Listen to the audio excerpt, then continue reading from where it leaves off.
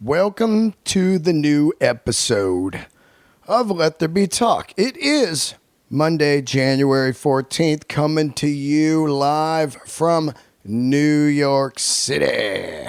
Episode number 456.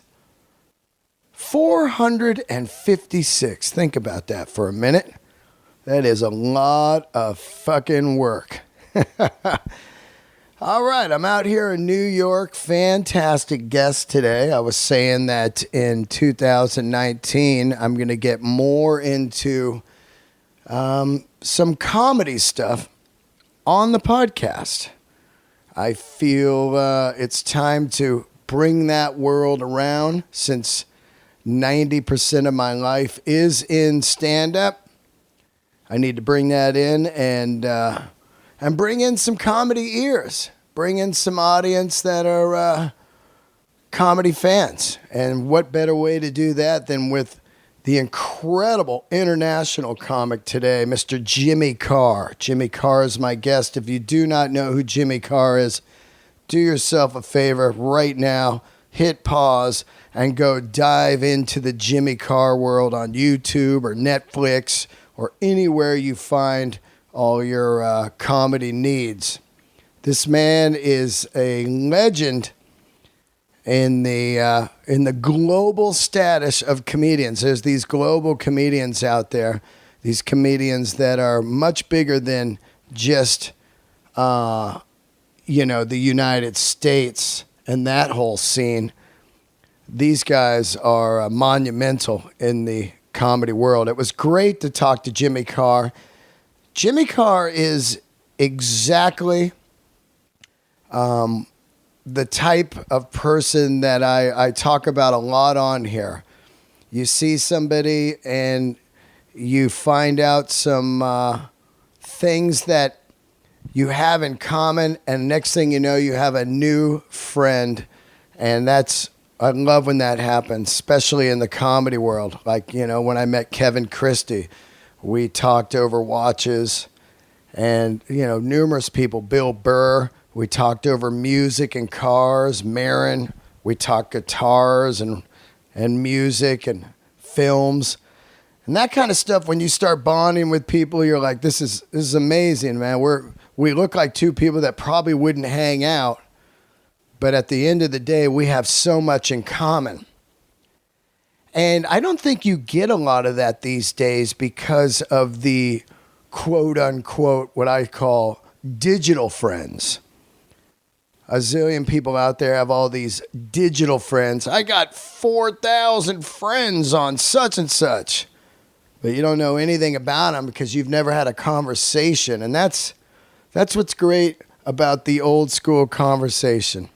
Sit down, you talk to somebody, and you go, oh, wait a minute. You like 70s Porsche 911s? So do I. Oh, you like vintage watches? So do I.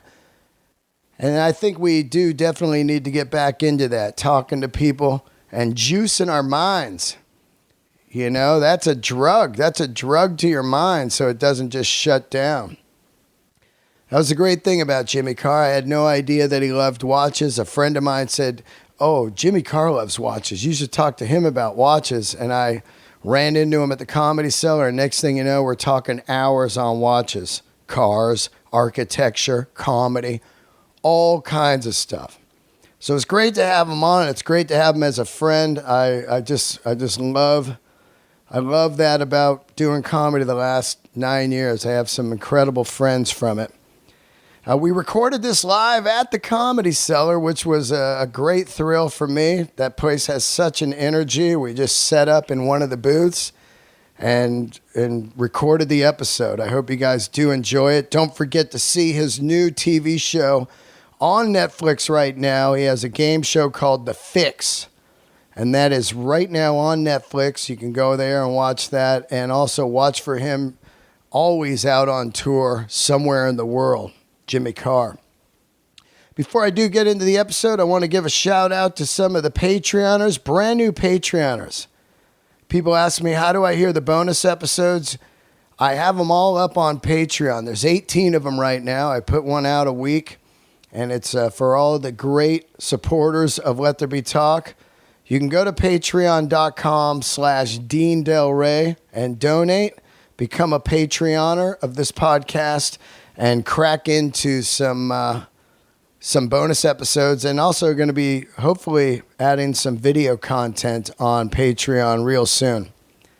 Upcoming shows, March 7, 8, 9, I will be in Houston with Joey Diaz at the Improv. Also, April, I think 11 through 14, you can catch me at the Comedy Castle in Detroit. And at the end of April, I will be at the Comedy Cellar in Vegas again at the Rio. Those are some great upcoming dates. I can't wait to see you guys. I'm fired up to do the Comedy Castle. I've never been there, and I'm headlining. So that's going to be a great, great weekend. Leave a review on iTunes. Trying to get to 1,500. I'm at 1,356. And a lot of people left some reviews last week. I got about 20 new reviews, so thank you for that. Leave a review on iTunes if that's where you listen to this podcast, and subscribe. It really helps out the podcast. And if you are in New York City in the next few weeks, I'll be at the Comedy Cellar a lot. So just check my Twitter or Instagram. I love you guys. Let's keep it going. Let's get into the episode right here. Thanks for all your support. Keeping the candles lit. Here he is, Mr. Jimmy Carr.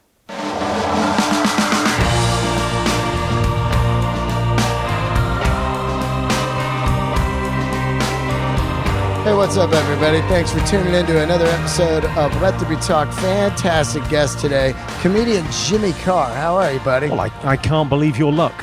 It's I really feel like I'm nervous. This could be my big break. This could turn things around for me. God, I feel like I've already messed it up.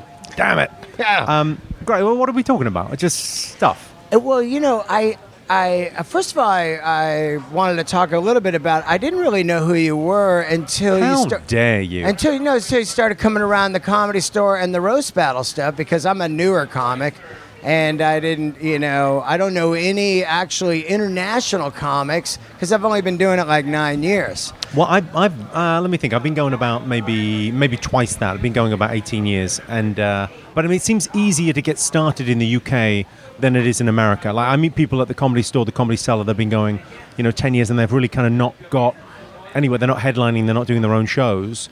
It's a different kind of dynamic here. It's more difficult to get stage time. It's so much easier in the UK, and I think it's primarily because of the Edinburgh Festival.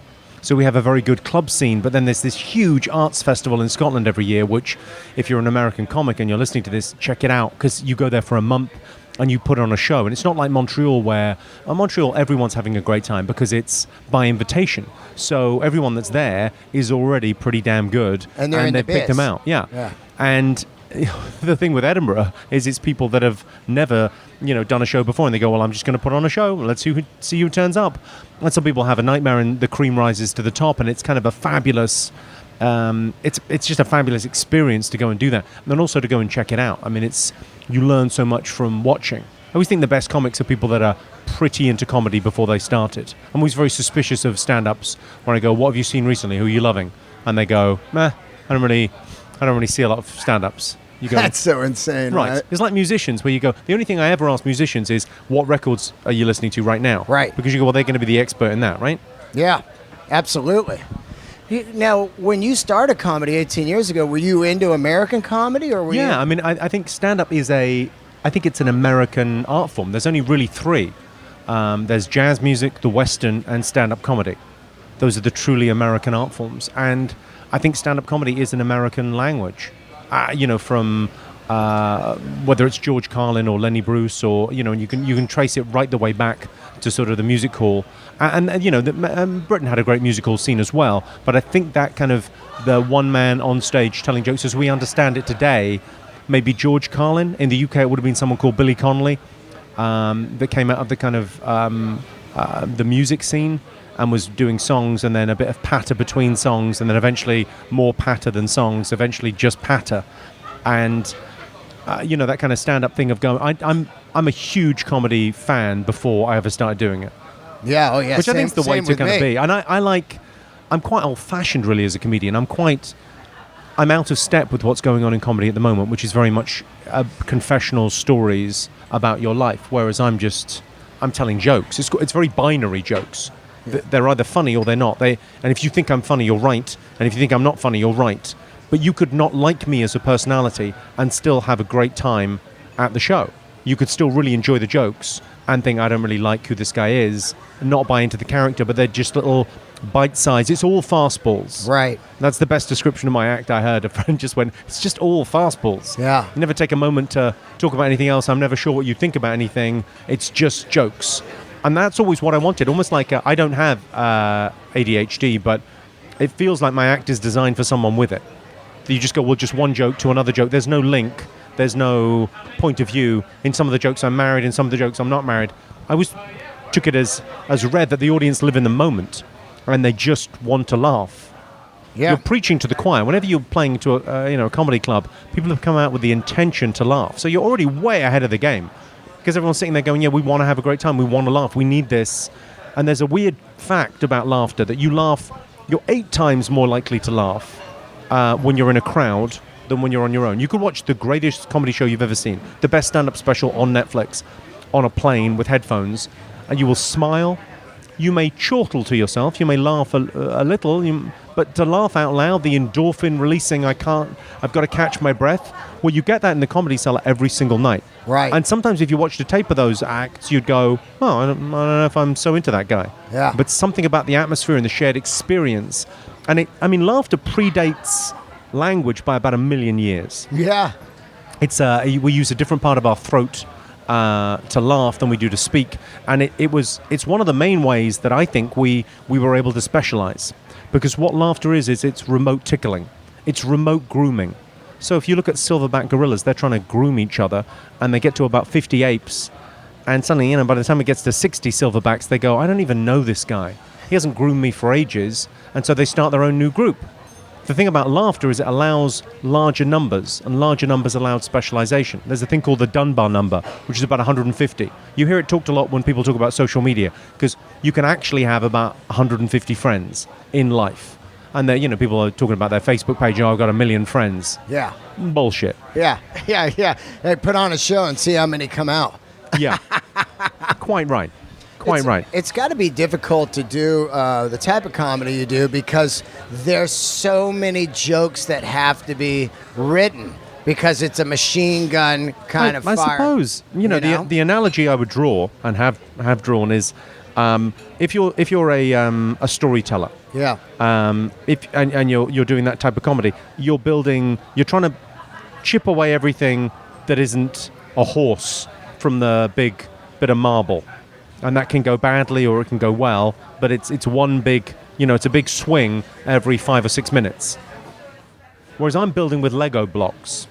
It's just one at a time. So I'm just constantly making notes, and I might need 300 good jokes for a show. For an hour. But you can build that kind of pretty slowly over time, and suddenly, once you got kind of, 150, you start to go, well, actually, I can fill something with that. I can make that work, and then it grows a little bit on stage. But it's actually it's a joyful way to experience the world, because you're looking at the world through rose-tinted glasses. You're seeing everything in terms of wordplay and fun, and just your loving language.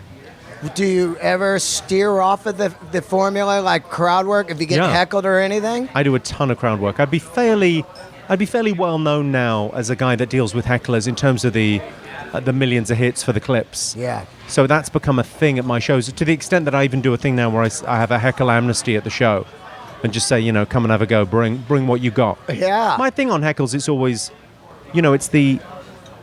it's win-win. I don't have the monopoly on having a great sense of humor. In fact, if you come out and see me live, like in Europe or around the rest of the world, if you're coming out to see my show, then I'm already preaching to the choir. We have the same sense of humor. I always think with my audience, we would probably, if we met under other circumstance, be friends. If we laugh at the same things, that's kind of what a friend is. So the idea that they've paid to come and see me because it resonates, my sense of humor resonates with them, it's like, okay, we get on. So the idea, if someone says something brilliantly funny and it gets a massive laugh, great. If I say something back and put them down and it gets an even bigger laugh, great. If they win, great. It's win-win-win. Yeah, for the show. Yeah, I'm trying to think of my favorite heckle. All my favorite heckle stories are Edinburgh related. Like I did a thing. I remember doing Edinburgh years ago, and a friend of mine died on stage. I mean, upstairs room of a bar, maybe 50 people in the audience, but I mean, he was getting nothing. And a funny guy, getting nothing from the audience. And just this, it was almost like a stage whisper. It wasn't an aggressive shout to the comedian, but in the gap where he was so used to doing his act, in the gap where the laugh should have been, silence fell. A man turned to his friend and said, "There used to be a pool table in here." Oh, man worst, alive. Worse than crickets. I mean, it's like, it's almost, and all that suggests. Remember, this place used to be fun. Yeah, that's all that suggests, man. Oh my God. The other one, the one that happened to me was at Leighton Live, this gig. It doesn't even start until 1 o'clock in the morning. I was on about 2:30. And people are drunk, and Scottish and aggressive and fun. You know, it's just the best room. And I was, you don't want to say you're killing, but I was doing well. As a younger comedian, I was doing great. And a guy, feed line, punchline, laugh, feed line, punchline, laugh. And then there was a shout from the audience. My mum died of cancer. I took it logically, took me back. I went, well, I wasn't talking about mothers, and I wasn't talking about cancer. And he said, no, but it was funnier than this. Oh, no. Fuck, I mean, you win. Wow. You win. Wow, man. Now, so you started by doing the Edinburgh at a young age. I started as a doing comic? the clubs in London, and Right. then immediately went up to Edinburgh and did shows with friends. Like 20 minutes each, or 15 minutes each in an hour, and it was pretty fun. Did you already establish your style early on, or did it change over the period? I mean, I think the old adage is very true. It picked me. Yeah. I don't think there's anyone that sort of goes, oh, I decided I was going to be an observational comic. I mean, good luck with that. Yeah. It's just you. What makes you laugh, and the kind of jokes that you like. And I suppose the thing that progressed as the first couple of years, it was a little bit of a cleaner set. And then eventually, I think it was maybe the volume that I had to come up with. I felt like I needed to do a new show every year. And just the laughs are bigger, the ruder the stuff. And I've always had quite a base sense of humor in terms of, I like swearing and I like talking about filthy stuff. And I think I get it from my mother. I genuinely, my mother was no stranger to, using the C word around the house. It was I found it very odd when I went to school and people kind of thought cursing was a big deal. You kind of go, when kids kind of swear and think it's weird. Yeah. And they kind of enjoy it. She always went, well, yeah, of course, yeah. Standard language. That's how grown-ups talk. Yeah, absolutely. Now, when I've watched you, of course, because I've seen you at the roast battle and around the store, you would have a clipboard. Do you have a clipboard during your shows? No. No, that's when I do club sets. I'll want to try new stuff always, and I'm not learning anything until I know it's funny. Yeah. And then it became an affectation kind of early in my career to kind of have a clipboard and be trying new stuff, and just I kind of went with it. I don't know why, really. I mean, it's kind of, I suppose it was that thing of going, I write more than I have the capacity to learn. So I sometimes just go, oh, well, I'll just write it down and see, and kind of taking the notes on. I never like the sneaky glance at a watch. Oh, yeah. Or the sneaky glance at notes. I Yeah. think if you're going to look at your watch, brazenly look at your watch and go, right, another 4 minutes. Yeah. Okay, 20 jokes. That's the way to do it, because the audience, you're not fooling anyone. Yeah. If you, with the old drive-by glance. yeah, I'm just going to check my cuffs. Really? They can see what you're doing. Yeah, absolutely. Well, now, so you've been doing comedy 18 years, and I always look at somebody and I realize you dress very well. Did you always dress like that? Yeah, I always turned up in a suit. I think I did my first gig in jeans and a sweater, and didn't feel right about it at all. I always thought, I like that idea of turning up looking as if you're going to work. And I always thought a suit was a very respectful sort of way to present oneself. Yeah. So I suppose it's partly that. It's also, I just think men look better in suits. I think, like, if you're going to kind of, do a show, if 1,000 people or 2,000 people are going to turn up and see you, you want to look your best. Come on. Yeah. Not an ego-free thing. I also think, like, as you get older, it's that great thing if you look kind of right. Like, if you're wearing, I don't know what you're dressed as a 15-year-old. It's frankly, but it's not dignified, is it? Come on, at some point you've got to go, well, I appreciate you're comfortable. Yeah. And I would wear what you've got on if I was, I don't know, maybe gardening or in the house. Other than that, I mean, it really feels inappropriate. Well, to me, I always looked at it as like I felt it would be weird if I showed up in a suit because I've never owned a suit. So you were a musician initially, Uh-huh. right? So what was that? What were you in? I played music for 25 years. Singer, songwriter, guitar player. What was the band? I know the band, Dean right? Del Rey. No, just All Dean right. Del Rey. And I toured all over the place for years. And I've just been like, I always liked the look of rock and roll, of looking like not having a job was my look. Yeah, I suppose it's always kind of it's a badge of honor. I suppose the idea of saying I didn't have to own a tie. Yeah. I never had to dress up for work. I never had to wear a uniform of any, so to speak. I'm being a musician, but I suppose there's a uniform like any other. It is a uniform. Of course, you're going to like wear some denim. Neil Young dresses the way he dresses. That's his look, Yeah, And he I needs look more at- plaid in his life. Yeah. But I love guys that all have a look. When I started comedy, everybody was wearing fucking, Tosh was big, and they're all wearing cardigans, and then all of a sudden it was the hoodie, and I didn't want to be any of those comics, and I looked immediately different with sleeve tattoos and a rock shirt and boots. Yeah, I suppose it's that thing of like going. I quite like being at a club and people going, "Oh, that guy's clearly going to be on in a minute." Yeah. Rather than, I think a lot of people look as if they could, well, is he in the audience? Is he on? Yeah, Who knows? yeah. It's very, and I suppose you can't not communicate in what you wear and how you present yourself. I always think it doesn't matter how relaxed I look on stage as well. I'm going to open my mouth, and certainly people in America are going to go, right, well, I mean, this guy's in charge. Listen to that. He's the baddie in a film, isn't he? Yeah, It's right. that voice. Here he comes, the British villain. Yeah. Well, I suppose, that also you can't, I think a lot of people early on, when you watch people starting out in comedy, you see people going to make the mistake of trying to be something that they're not. Oh, yeah. And I don't think people care if you're fancy or not fancy or rich or poor or whatever. The audience are very relaxed about it. But not being authentic is an issue. Absolutely. That's why I felt if I put on something else, I wouldn't be authentic, because this has been me all my life. So what happened with the music thing then? Because I think there's often that thing sort of said of like comedians are kind of people that wanted to be in show business but had no discernible talent. Yeah. And so we had to just go, what, some jokes? Maybe some jokes will do? Yeah. Maybe we can make you laugh while we're on the bus? But I think there's something about, I know a lot of comedians that have got a great sense of, a lot of musicians rather, Big that have a time. great sense of humor and great kind of fun. Yeah. I think I always wanted to do comedy, but when I was a kid, there wasn't kids doing comedy.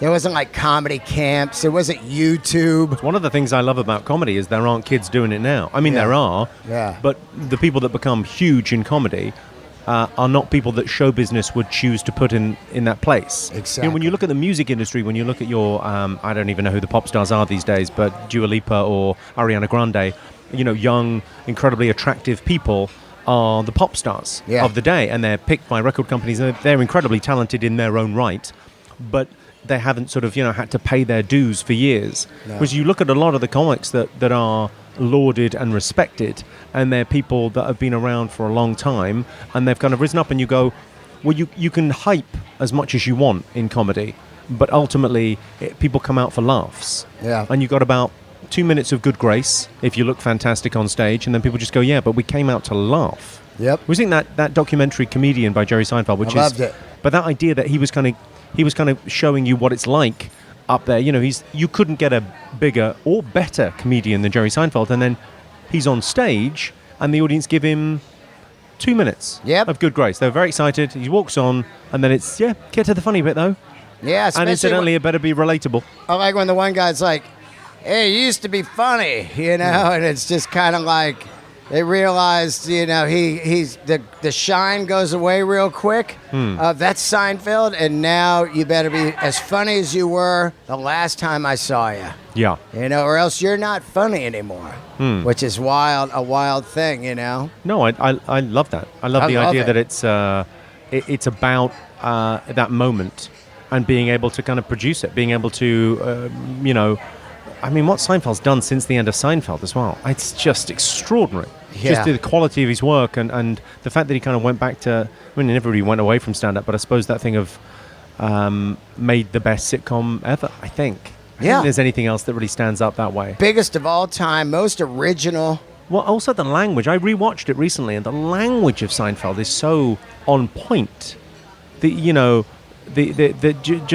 language that we use. The master of one's own domain, or the close talker, or whatever those things are. What are those phrases that he All threw that in there? That you stuff. go, oh, that's all from. I suppose it's that perfect meeting of. My favorite sort of comment on stand-up comedy was from Alan Havey. He's a wonderful comedian and man. He's great. And he said, we're out for ourselves, but in it together. I think that's a great description of what comics are like as people. And the idea that Larry David and Seinfeld kind of came together, it was like a perfect moment, a perfect kind of mix of those two characters. It's unusual to have people, like a true collaboration like that. Also, if you watch the pilot, how immediately they tooled it to change it right away, the characters, like they were different on the pilot. Yeah, it was a waitress, right, in the pilot? Yeah, and then, Yeah. I think George was, successful. I can't remember now because I watched them all. I was a Seinfeld addict. I'd go see him live all the time. Yeah. Anytime he was playing. I loved the show. And he was really, him, Chris Rock, those were the comics for me all through the 80s into the 90s, after. Well, Chris Rock's got an extraordinary thing, I always think, stylistically, of setting up a premise that the audience are not happy with. Yeah. And then just going, yeah, you're going to be fine. 4 minutes time. Give me 4 minutes. I'm going to change your mind about everything. Yeah. It's just a wonderful kind of way of performing. I think, it is. I mean, you're very lucky in the kind of the people that are around now that have really put down a body of work. Yeah. So that was Seinfeld or Chris study. Rock or Dave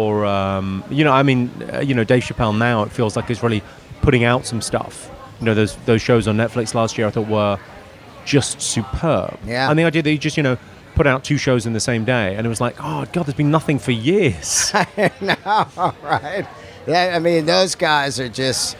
It's funny because when I came in, I was so dumb. I was thinking, all the comics are like my age. So this is cool, and then you forget, these guys are 30-year men, 40-year men, Seinfeld,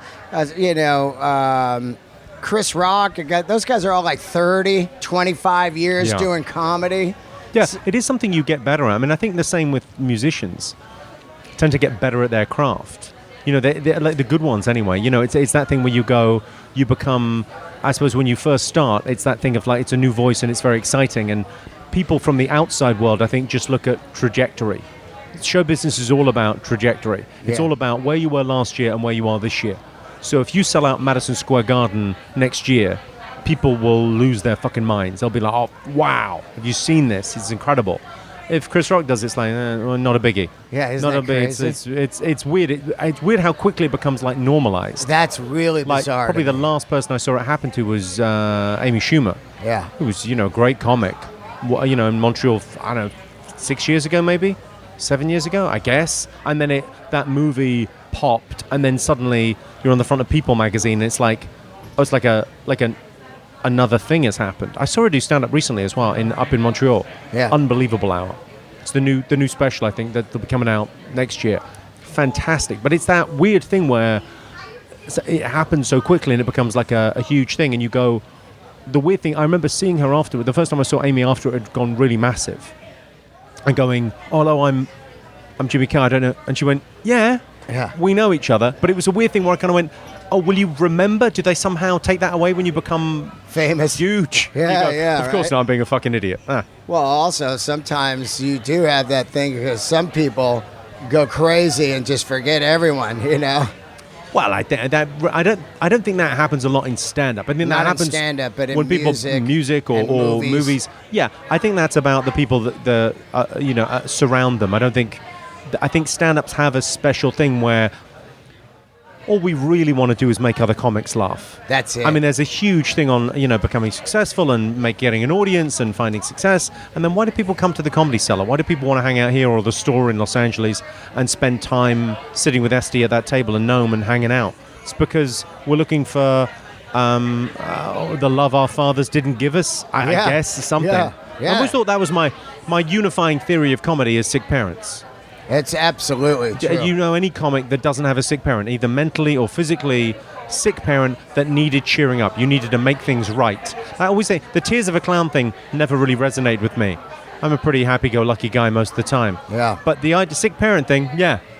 Absolutely. 100%.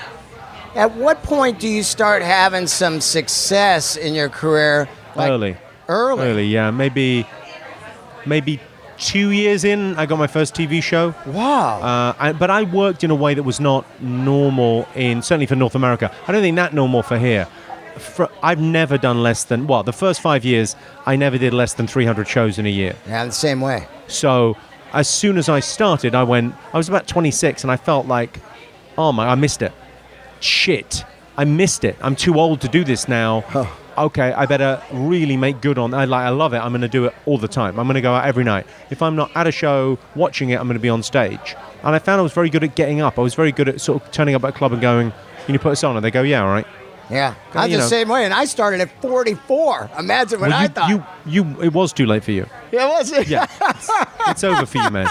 Well, they asked me to tell you. I've definitely realized that. Well, it's weird though, that thing of. There was a great article, I think it was in Vice magazine a couple of years ago, and they were talking about Marc Maron and saying guys that didn't make any sense earlier in their careers. Like, I think there's a strong case to say when you look at Marc Maron, he didn't make any sense as a 20-year-old comedian.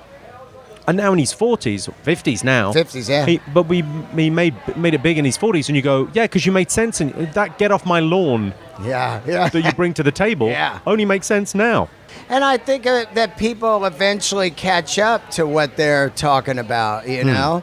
Like, imagine Bill Hicks right now. He'd just be crushing it out there. Yeah, I think Bill Hicks was like a bigger deal in the UK than he was in the States. Right. He was big in the Certainly UK. Certainly at the time. I mean, he was like selling theatres in a way that he wasn't doing here. Absolutely. He was big in the UK, but I'm saying in the States now, eventually people would catch up to like everything he'd been talking about and been like, wow, this guy's a genius, you know? He's pretty great. Once you start getting successful, you and I bonded over a lot of stuff that we love, cars and watches. I would say some of my best friends in comedy I've made through watches, which is unbelievable. By talking, somebody like you and I look like we wouldn't hang out at all, then we bond. Is it not the kind of the weird thing of like the only thing men can shop for? Like we're quite good at. There's something about hunting for a watch or hunting for a car, and looking at old stuff. Because I think certainly with cars, almost certainly with watches as well.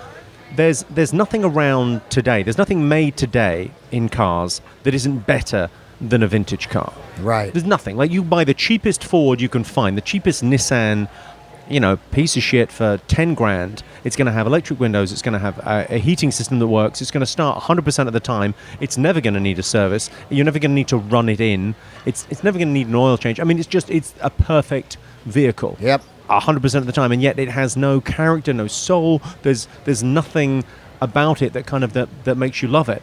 And there's something about old cars, I find, something about vintage vehicles that you kind of go, it's just satisfying. It's just somehow, and I don't know whether I'm not, rewarding the younger me. I think you kind of, you live kind of once in the moment, and then you live. I think often I think a thing with men is, you're sort of rewarding the 14-year-old self. 100%. Wouldn't me at 15 think this is cool? Yeah. And it's I think that's and kind of why not as well? Why not kind of have that thing? I've got a theory on cars and watches. Yeah. Okay, so here's my unifying theory on cars and watches. You can have 6. That's it. That's my whole theory. I will expand. So 6 cars and 6 watches? 6 cars, 6 watches. Yep. So if you want to buy another car, you can't buy a car and then sell one. No, you have to sell a car and then buy one. If you want another watch, you have to sell one and then buy one. And then it becomes a very interesting kind of thing of going, okay, not that, money is, a factor here, but what would your 6 be? If you could just have 6 cars, if you could just have 6 watches, what would you pick? What are the kind of the best ones for you? And it's interesting when you get, if you're into these things, you can kind of chat about them ad infinitum. I think it's an interesting thing with all walks. I mean, you could talk about comedians. What 6 comics would you put on the bill of your ultimate night? Why would you pick the number 6? It seems like a manageable number. Right. It's also how many cars fit in my driveway. Yeah. if that's a great way to go to think about it. Because otherwise, you meet someone who's like into watches and they go, yeah, I've got 30 watches. And you go, Yeah. I mean, it feels to me like you're buying things on the basis of, now, like, you bought a Rolex Daytona or a Big Red, and you've got 4 of them. Why have you got 4 of them? Have one that's right. Yep. Have one that's the perfect thing, the right code for you, the right year, just everything you want it's that one. That's the one that speaks to you. Because these objects are, for better, for worse, there is a spiritual, a connection to them. If you get into an old car and drive it, it does something to you. You connect with it or you don't. Some of them I'm a bit meh. Yeah, exactly. It's funny because I always look at watches by flipping up. So to get to the ultimate one that I wanted. So yeah, you flip up to the ultimate double red sub, let's say. Okay, now I've got that. Now you flip up till you get to the ultimate Daytona.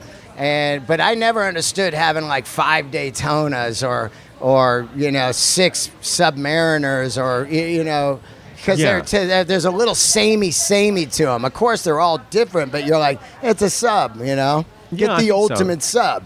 It's also how much love do you have in your heart?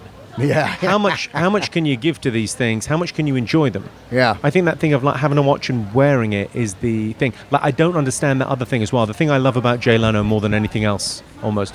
Remember, he took me the first time I ever did the Tonight Show. Did like 5 minutes on it, and he took me out afterwards. He took me on a date. Yeah. Well, this is how long ago it was. Like the new Terminator movie was out. Whoa. Terminator 3, maybe? I think the third one. Now, anyway, he went, what are you doing after the show? Because he knew as a stand-up like from Britain, I bet this guy's got nothing planned after the show, and the show finishes at 5. He went, we're going to go and see this new movie, Arnie's on tomorrow. Come see the movie. And they took me in this beautiful vintage, like a late 60s Corvette. Gorgeous machine. Oh, man. And like went over to the Universal lot, and we watched the movie and chatted about cars. Took me to the garage. And like, he drives these cars every day. A new car every day. But it's not like he's McLaren. He's not like going, oh, this is now worth $15 million. I better keep this in the garage under lock and key. He's going, no, you want to, let's try and get this to 100 on the freeway. Yeah. Let's try and enjoy this thing. I think the idea of someone going, I bought the Paul Newman Daytona and I've got it at home in a safe and I'm going to sell it at auction 2 months after I die, to someone else who's going to keep it in a safe. What are you doing? You shouldn't be allowed to own it. That's so boring. That's why I like Kirk Hammett, Metallica. He's got $1 million Les Paul, and he plays it right on stage every night. I just love that. I think vintage guitars are going to be the new. Have you seen this thing, the Fenders, recently? Yeah. Fender have had a thing recently where everything, because when did they sell the company? Like 1964, 65, something like that? Well, they sold it in 65, 66. It gets it to CBS. Yeah. So anything before that. Pre-CBS, yeah. It's called pre-CBS, pre-65. But that seems to be that. For me, that's if I was going to be a collector of anything now, and I'm kind of thinking of, I play the guitar I can play chords is all I can play, but I really like guitars. I kind of think vintage guitars is a really interesting way to go because I don't think there's anything more beautiful to put in your home than a guitar on a stand. You kind of go, well, that looks just terrific. It's insane, right? Yeah, it's like a... Well, 10 years ago, the New York Times said vintage guitar is the best investment ever. They've kind of sealed... Well, the last 10 years, the best investment class of anything has been vintage cars. Oh, vintage cars. Vintage cars have been the investment class the last 10 years. Not wine, not stocks, not gold. Vintage cars have been the thing. And I still think there's room for more because they're not... because of the safety laws now, and God bless the safety laws. They're very sensible, but it means that you'll never have a car as beautiful. Never. Again, it'll just won't happen because the design is could tell that you go, well, actually now if you crash into a pedestrian, you have to give them a fighting chance. Yeah. Whereas it used to be, I mean, good luck everyone. There's a spike on the front of this. See you later. Yeah. Do you buy into the notion, and I kind of do a little bit though, with vintage cars, that the millennials don't care, so who's going to buy them later on? Will they start dropping on the back end? And maybe fuel goes away and they're not worth shit. No, I don't buy that at all. But I mean, I think that's an interesting thing because what are you buying them for? So like you have to question, like, I think the way that I rationalize buying something that's expensive for myself, and I wasn't able to do it for years, was to go, oh, well, it's kind of actually I might as well have this in a bank account. You know, I bought that Patek and it's doubled in value since I bought it, and great. But actually, I'm never going to sell it. Yeah, I mean, maybe I'll be on my uppers one day and I'll need to get rid of it. And they're, you know, they're pretty easy things to unload. It's quite a liquid asset.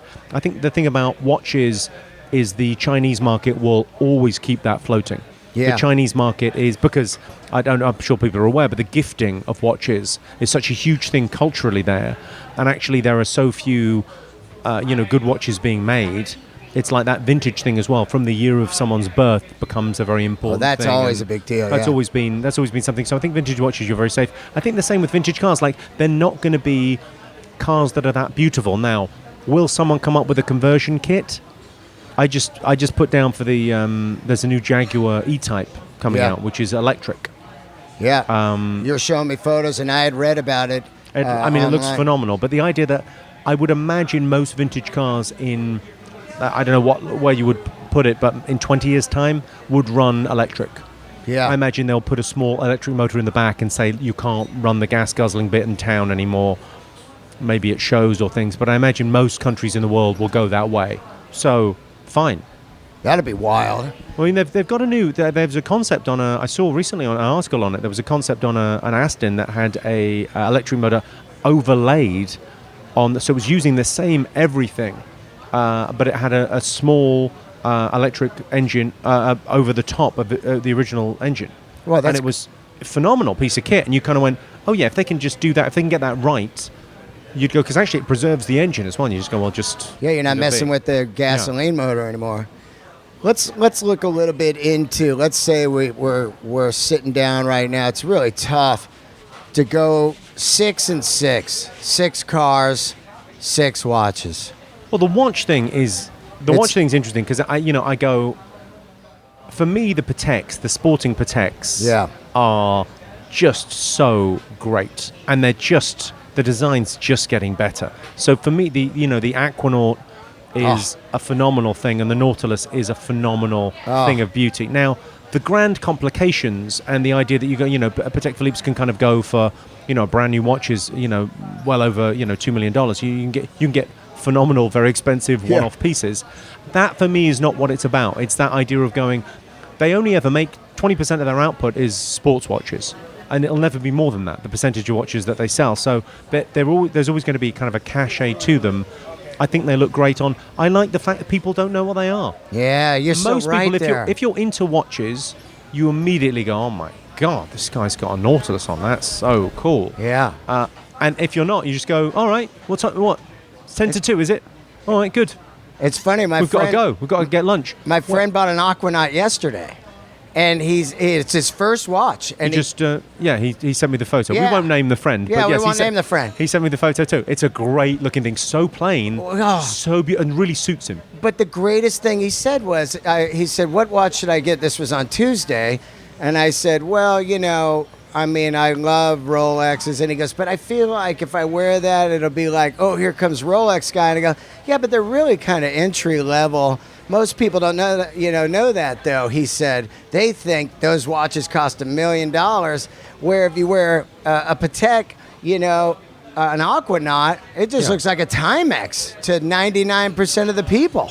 Yeah, they don't know.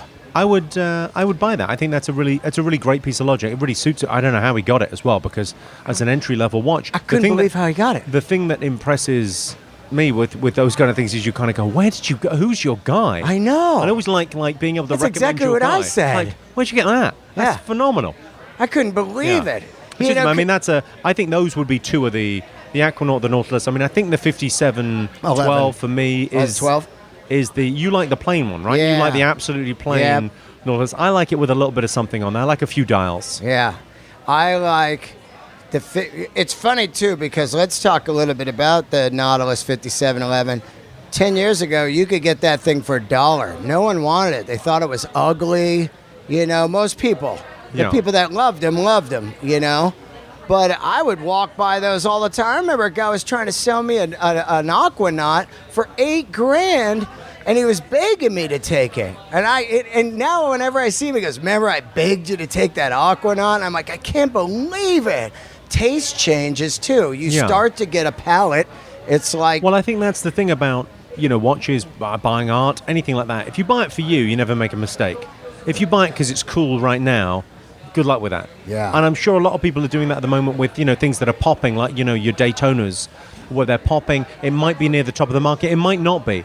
I think the idea that those things at the very top end, the sale last year of Paul Newman's actual watch, is just, that's where the market is kind of pulling that way.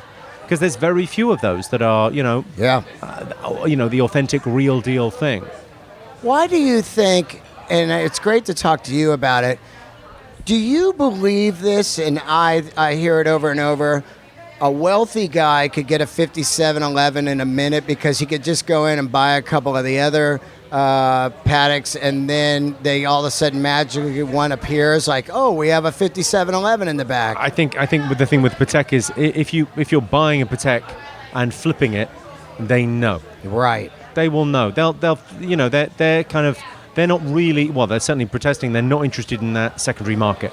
They're interested in people collecting, owning, wearing their watches.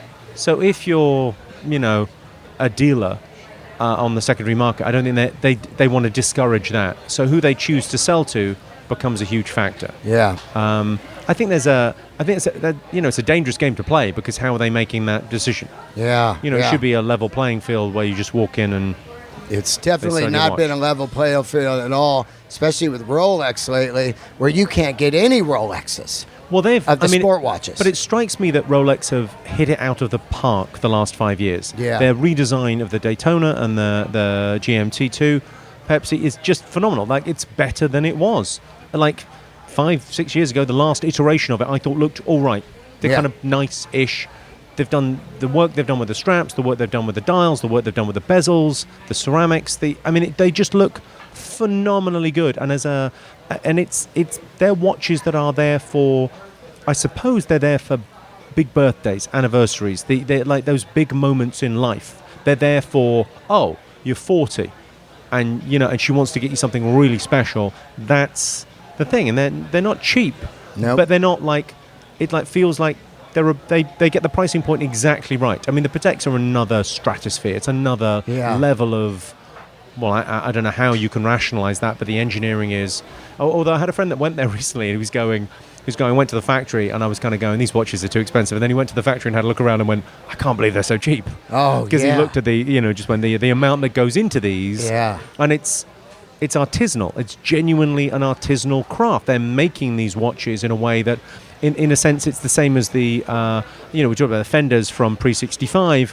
If you buy a Bentley from I think it's 92, it's a genuinely handmade car. Right. I mean, it's like, that was made by a guy called Derek. Yeah. In the British countryside, hammering something, trying to make it look nice. I mean, it's a handmade thing. That's so true. And I think the watches, I suppose what you're buying as well as time is time.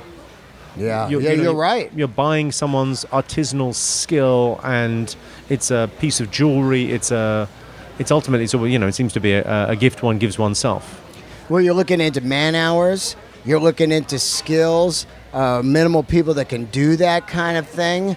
And now you're starting to look at it as like, well, how much is the guy's hours worth, sitting there cutting and making these things. And then I suppose, you're buying into, a sense of masculinity, and you're buying into history.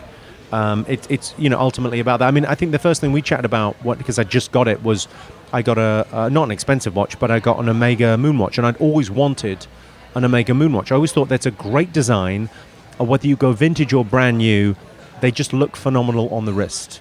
I prefer the older because I like the curve of the glass. And I saw an auction, and it was a 1969 Moonwatch. Surely that's the year you want it from. And I was chatting to a dealer, and he was going, no. What you want is the 1966, 67, because those are the watches that NASA actually got for the astronauts. So they actually got there, and you kind of go, yeah, no. I want it from the year that they landed on the moon. Is what I want. And it was, it's a great, fun thing to kind of search around for. The journey is the destination. I think when you buy it, you got it. Yeah. You got it forever, and you can wear it and enjoy it, and kind of every time you look at it, it makes you smile, and it's a lovely thing to own. Also, Great. it's something you can travel with. Well, search. Yeah. Yeah, I suppose the travel with the vintage cars is kind of it's a whole different game. It's just stuck at home. Well, a little bit. I mean, I think you take them out and drive them, and the more you drive them, the better. Right. Although what constitutes vintage as well is changing, because obviously there's stuff that I remember now from not my childhood but my my life that's now vintage. Oh yeah. I bought a Porsche from '89. But I think it's the Porsche. I can't believe how cheap it is. I can't believe it's not a bigger deal. But it's the first of the G50 gearbox. Right. Last of the air-cooled. Yeah. No power steering. It's a Targa. And you go, well, that's all I ever wanted in a Porsche. But it's not like, so initially when Porsches popped a couple of years ago with Singer, drew all that attention. Of course. It was like 69 to 73 Porsches went through the roof. Yeah. And now it feels like, well, that's going to pull up the price of the other ones, and that's what happened with Ferrari, Yeah. Ferrari is like, now we're looking at the Magnum PI ones, and they're a fortune. And you could get one of those for like 20 grand 8 years ago. Easily. Yeah. I remember one pulled up in front of the Comedy Store. It was a 308 gold Magnum PI model. Had a for sale sign on it. I just sat there all night while I was waiting to go on. And there it was. It's 28 grand. It was mint. I was like, oh my God, I would kill for that car right now. A gold 308, That's pretty cool. Yeah, no, it is interesting the way that... But I think, again, I'd go back to the thing of going, if you buy something that you love, you can't overpay for it. You can't go wrong. It's going to be fun. Because actually, a bad decision now in a watch is temporal. So let's say if you buy a Rolex. Yeah. Let's say you buy a Daytona today. And you overpay for it because you really want the thing. So you buy it second and you buy one. Off eBay. And whatever. You overpay. You buy stupidly on it. Show me that watch in 10 years' time. Tell me the story. Yeah. Because in 10 years' time, you'll say to me, oh, I actually made out great. I thought I overpaid, but actually it's worked out great. And I think the same with kind of vintage cars. Even if you slightly overpay now, it's fine 10 years' time. Yeah. If it's something you're looking for. If it's short term and you want to flip the thing, really, well, you should have become a car dealer or a watch dealer then. If that's what you want to do, great, have at it, but that's a different job. Yeah, that's a different gig. Everything I own is what I call parachutes, because if I get into trouble comedy-wise and I'm not working, I know, well, I've got this. It's better than having some money in the bank that I'll just burn through on dumb stuff, Have something I can enjoy, and then if I do get in trouble, I've got the knowledge of I know what I bought. Well, I suppose it's that thing of philosophies on life and kind of, people don't really talk about money a lot. Yeah. Like, people spend their whole lives trying to make it, but then if you have a bit or if you want to get it, well, what do you do with that? I mean, I always think that thing of like getting yourself a home that you own is an incredibly important thing. And I don't know why. I don't know why it's so important. I don't know why. I mean, if you go to Germany or France, it's a very different culture and it's all about renting. Yeah. And they rent forever and they do not care about owning stuff. But I think there's something weirdly in my culture, certainly in British culture, about owning a home that becomes a very important thing. That's where I'm at right now all of a sudden. At 52 years old, I need to own something. So where would you think of buying? What would you think of doing? I would definitely buy in LA because I still think the market is pretty good as far as what you get size-wise. And it's about neighborhood, though, isn't it? I mean, I always think the thing about Los Angeles for me would be, I love Los Feliz. I love it. It's like 13 years there. For me, it would be the Griffith Park. Love it. At the bottom of Griffith Park. There's there's a couple of streets that go up to that. You just think, well, you're sort of in the countryside. Oh. You're basically on the edge of this massive park. It's the best, albeit with a mountain lion in it. Yeah. What is it? The P200? What's that mountain lion called? I just an amazing mountain lion. I call them cougars. Basically, no, there's one specific one that broke into LA Zoo and ate a koala. It can never have seen a koala before. It was broken into a zoo, meant to keep animals in, broke in, looked at a koala, went, I'm having that. The poor fucking koala. Ow. Ate a koala and then fucked off out the zoo again. And you've got to think, that mountain lion doesn't give a fuck. He doesn't give a fuck, dude. Brilliant animal. It's an interesting thing. I think buying a house is a great. Yeah. It's a great idea. It's a great. If you can do it, if you can kind of scramble up, because again, the thing about real estate is, the reason real estate families always keep their money is because, well, in 50 years' time, whatever you paid for that house. I mean, I'm looking forward to the conversation where someone goes, "Oh, this condo, Granddad, how much did you pay?" And Granddad says, "Well, I paid I only paid $2.5 million for this condo. Oh, Grandad, you can't get a coffee for that now. Yeah, right? Well, inflation's going to do that to us all. It's like Yeah. we're all talking about, in the watch world or whatever, people talking about $1 million, Paul Newman Daytonas. Yeah. And that will become something that's very everyday. The $1 million bracket, it moves on. Yeah. Car-wise, what are you? Are you American cars? Or are you? I mean, you got a Porsche, but to me, I think all my taste came from James Bond. I was into Rolexes. Yeah, I really like the DB6. The DB5, I think I missed the boat on. I think the DB5 now is so much money and so iconic. I don't know to what extent, but also it's a little bit small. The DB5's tiny. It's the size of a BMW 3 Series. I mean, they're really, really small cars. The 6 has got a bit more space in it. The DB6 doesn't have wing mirrors, so if you get one, driving it is kind of a chore. It's a challenge. Yeah. A lot of it is about going, well, I'm going to accelerate, and hopefully nothing's going faster than me, because otherwise it's going to hit me.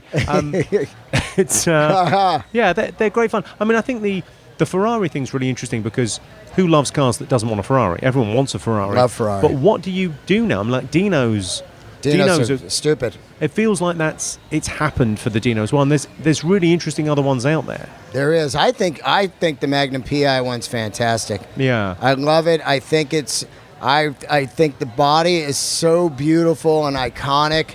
It's pre-Testarossa where you get into that cheesy Miami Vice kind of where it looks like a kit on a car, body parts. I never got into that. I like the last of the 308s and that stuff in black. It's interesting. It becomes a bit of an arms race with Lamborghini then in terms of who could be the most gauche. Although I don't mind, I like the Lamborghinis. I like the story on Lamborghini. You know the story on Lamborghini? I don't, because I never got into them. Well, the thing about Lamborghinis, right? So he's a guy making tractors, right? Yeah. Made tractors, made a ton of money, went into the Ferrari dealership and they wouldn't sell him one. Oh, that's right. I do know this story. They wouldn't sell him a Ferrari. Yeah. And he went, fuck you guys, I'll make my own. So got these guys to make the Lamborghinis and then went just... it's almost like the Spinal Tap. You make one that goes to 10, yeah, but this goes to 11. Yeah. I remember Insane. that And story. somehow they've still got that mindset now. It's like the guys that opened the Roxy in L.A. They couldn't get into the Troubadour, so they said, fuck you, we'll open our own cool club. And they're it's worked very well. Yeah. What American cars are you a fan of? Do you like new cars or old? Old, always old. Always mean, old. I guess the AC Cobra I've always thought was just a phenomenal bit of machinery. What a car! Just beautiful, and I quite like the kind of the Shelby, that kind of era of like. The car from Bullet, or it tends to be things that are linked to, great movies or great, you've seen them somewhere. Yeah. I'm just trying to think what the kind of the ultimate American car would be. It's probably Stingrays from the 50s. 50 Stingrays. I haven't, but I've never driven one. And the automatic gearbox worries me that I would go, oh right, I'm buying something I'm not quite sure if this is going to be any fun, because is it a bumper car? I mean, I've got, day to day, I drive an enormous Range Rover Stretch Vogue autobiography machine. Oh, yeah? And I'll never have a better car than that. I mean, there isn't a better car than that made. Yeah. It's an armchair built around with a tank. I mean, it's just phenomenal. And the 0 to 60 is amazing. The performance is incredible. The tech is great. The switchgear is beautiful. It's wonderful. But somehow, and that being an automatic makes all the sense in the world. But if you're going to drive a car, you go, well, yes, I want a gearbox to mess around with. Gotta have a gearbox. Yeah. How about the Defender 90s? I'm a huge fan of that. So is John Mayer. Defender 90s being my favorite. But those things, when you get in them, they're so slow and tankish, compared to... But, man, I love them. Yeah, they're so overpriced now. Well, yeah, but I mean, I think there's nothing like stopping making them. That's always the thing. Yeah. We're not doing any more of these. Yep. Yeah, I like those, but not as much. I mean, it's kind of the sports car thing. Is the I don't know what the American car of choice is. I'm trying to think what the other kind of really beautiful. Well, I mean, you can really get into you get into the Mopars. You get into the Road Runners, the Hemi cars, the Challengers, all that. Mine is the totally absurd over-the-top Superbird, the one with the giant fin on top. that they raced at the Daytona, you know, and what's his name had one. Yeah, that Joe Dirt, you know. Yeah, I could see that. I could see that being kind of a cool. Those are just weird cars. Yeah. It's so absurd that they made that car, and you could go in and buy it on the showroom.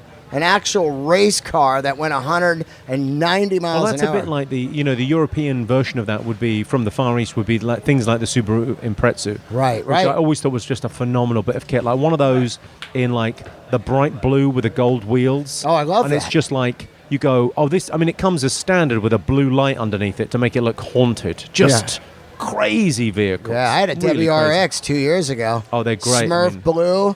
This thing was fire, man. Yeah, they're pretty phenomenally quick.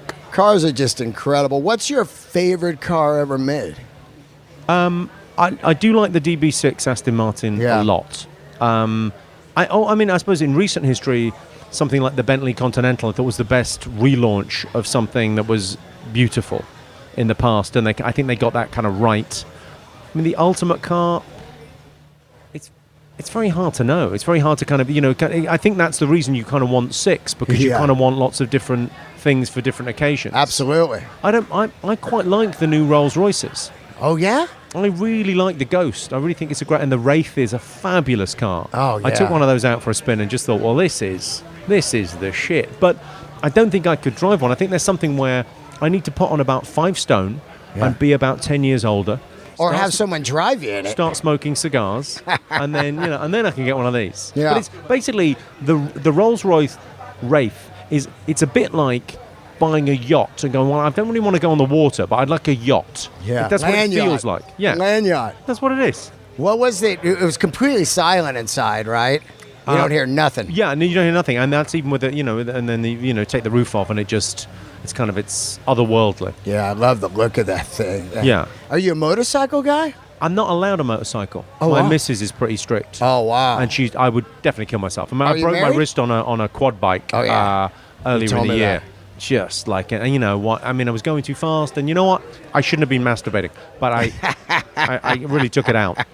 Rubbing one out like quadding. Yeah, but I injure myself a lot when I'm doing any kind of sports or whatever. I'm a little petal, so a motorbike I'm not allowed. For those it would be all British as well. Yeah. Oh, I think yeah. buying British is kind of I don't know. Maybe there's something kind of underlying that the pride in. There's some cool British cars. Oh, there is. Are you kidding me? Yeah, Oh, maybe an old Merc would be maybe next on the list. a Mercury? No, a Merc. Oh, a Mercedes from the. Oh, yeah. But a 1950s or 60s. Did you see that Gullwing barn find yesterday? The red No. one? Oh, my God. A barn find Gullwing. Unbelievable. I'll send it over to you. mean- Red, original owner. It's got a sticker on the back window, NRH, National Rifle Association. Wow. NRA, Where did they get it? I mean, where was it? Was it Germany? Was it? No, it was in the States, dude. You got to see this thing. It's red. It's got the tan, rare red with tan, a cream interior. Are you okay? Here's the thing. I'm gonna have to go in a minute, but Okay. here's the thing. Yeah. What is your website of choice? Because for me, there's a couple of. I really like this thing for watches. I really like this. I've got a classic car site. Yep. It's called Classic Driver, which you basically kind of go into and you do your kind of favorites, and you kind of list all these cars that but it's global. It's like round the world of like all these cars. How much are they? What would you buy? Yeah. It's just. I go to bring a trailer. Oh, God, bring a trailer. that thing's brutal. Chrono 24. Have you got Chrono 24? Oh, yeah, love it. So great for watches. How about this store over here, Material Good? What's Material Good? I gotta take you there. Go on. What do they do? It's this crazy baller. he's here. It's this baller store where you take an elevator up to the second floor. You go in, they serve you whiskey. They got couches, and they just unwheeled all the most luxury items ever, like vintage Louis Vuitton trunks, Patek's. They got Rolexes. They got like Where's this? Oh, I'll send you there tomorrow, man. I'm heading now. I'm heading back. But I'll give you the address. It's Well, let called me know for next Material Good. And Wow. these two dudes have put together the ultimate. It's like if you opened up, what's that magazine called? The Is it one like, with it's all, not like Stephen King Needful Things, is it? Are they it's going like to end all the up? high- They're going to end up owning our souls. Yeah, right. We go in there like, wow. Well, I can't think enough for sitting down. No, and it's, I talking mean, to it's a me. pleasure. It does strike me as the sort of thing. It's a great idea for a show because talking about cars, talking about watches, whatever. You just ad infinitum. You could they're just fun things to discuss. And Oh, I love it. I think there's something about traveling around. Maybe there's something about being peripatetic in our lifestyle that lends ourselves to going. Actually, watches and cars and being able now being able to kind of shop for them online and kind of look at them endlessly. And just Instagram. Whoa. Such a fun thing. And actually, there's sort of the few things that you can't buy online. Yeah. I mean, who's ever bought a watch online? You'd have to be out of your mind to No buy an fucking way. eBay a watch. Well, I mean, good luck. Good luck if you have. Yeah, you're out of your But mind. cars and things, you have to go and kick the tires and, You got to get start her up. underneath that car, I always looked at it as like I said, here's two humans we have in common that we do comedy, but we're totally different people, but not really. Once we start, I look at the watch on your wrist, we catch eye glances, and then boom, a conversation happens. Oh man, you're fucking me up with that. Get out of here. not terrible, isn't it? Oh my God, I love The rose you. gold, yeah. Rose gold Nautilus. Oh, Yeah. I love you, dude. With the slightly smaller strap. Yeah. Yeah. There's guys like you that drive me to get better and funnier and work hard. For real. It makes me want to work hard. I'm like, I'm going to do this. And I say that every day. I Love can't it. think it enough, man. You got Instagram? I'm not on the Instagram. Oh, well, no, maybe I am on the Instagram. I'm on Twitter, certainly. Twitter. I think I'm on the Instagram, but it's like just tour promo-y stuff. Right. whatever, Jimmy Carr, though, on Twitter? Yeah, at Jimmy Carr, yeah, that's me. And then, touring around the place. I'm always around. You got any dates coming up? I got no dates. I've just launched this new show on Netflix called The Fix, where we try and fix the world's problems with like a panel show. And hopefully, if that does well, we'll start to tour again this year, next year. But I can draw a crowd here. I Yeah. can sort of, play a decent room in a town. I think it's a weird thing that's happened the last couple of years where people they watch what they want to watch. Yeah. They don't care what's on TV anymore. Nope. Listen, I'm out. I'm going to see you soon. Thank you so much. I love Pleasure, it. Right man. there he is, Take Jimmy care. Carr, everybody. Thanks for tuning in to Let There Be Talk. Keep the candles lit. Happy 2019.